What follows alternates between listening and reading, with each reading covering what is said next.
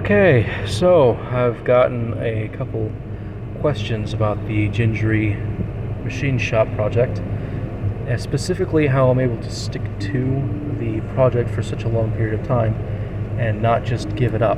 Well, one reason is because I'm not completely overwhelmed whenever I think about doing it, because my brain works funny. I'll just say that. The power of weaponized autism. Anyway, so how a normal person's brain seems to work from my perspective is that they look at a project like the gingery machine shop project and they think subconsciously that they have to do it all at once, and so they get overwhelmed and think they can't do that, and so they give up. As for me, here's how I think about it. So I made like this little chart here. The process is, the order of operations in order to get to the casting is as follows. You have the accumulation process, which I'm currently finishing that and moving into the processing phase. Accumulation is pretty self-explanatory, collecting cans. For me, this has taken a little bit over a year because, well, my source is aluminum soda cans.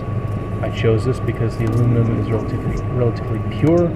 Aside from the slag. The slag is coming from the interaction between the plastic liner being burnt off and mixing with the aluminum. That's what that is coming from. It's not that it's impure. It's actually very pure.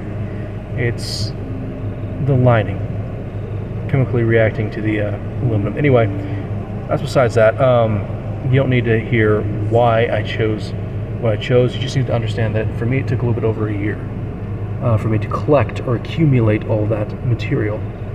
For you, you could do extrusions by like, let's say, you worked in construction and you just demolished an entire area that had a whole bunch of aluminum extrusions for whatever reason. Maybe you worked in engineering at some university or something like that. And so you have a whole bunch of aluminum. That would be your accumulation phase, which would, for you, would be a lot less than 1 year. So for me, I'm moving into the, don't worry about my dirty hands, I'll be casting aluminum. The accumulation phase, for me, is going into the processing phase, where I'm melting the cans down and removing the slag, which will be processed later. I'm thinking about trying to do electro-wining to see if that works, but that would only work feasibly in large batches. That's for another video. So make set up for pouring faster during casts. The reason why I'm saying this is because if you were trying to melt down all those cans all at once before you start casting a part for this project, you would be there all day. So by removing all the slag and casting, hold on, let me get this real quick. Not that one. A pure puck of aluminum. Most of that work's already been done for you by removing the slag and whatnot, and you have a relatively pure piece of aluminum. So setup, or getting the material necessary to pour, becomes significantly faster when you get to the casting stage.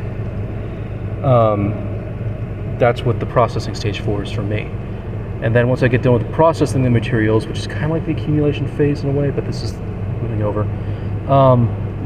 Once I have all the materials that I need, I can set that aside and I can move on to the next phase, which is the tooling, which is making the sand forms, which is those boxes that you see without the lids, making the sand for it. And I could have done that earlier, but I didn't have the money for it, and I thought I needed to buy bentonite clay. No, I just need to.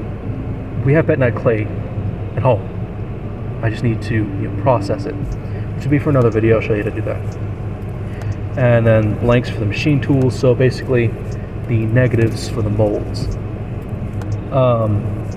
which would be made out of, for me, probably be made out of wood, or I might find someone with a 3D printer and then 3D print it, or I might buy a 3D printer. Who knows? Then comes the testing, which tests small bits, get used to casting, so on and so forth, and then goes on to the actual casting. So yeah, it's all pretty self-explanatory after that. That is how I'm able to look at a project and not get overwhelmed. That's a 5-minute video for you explaining how to plan things. Anyway, that's about all I've got. Hope it was useful for you. Bye.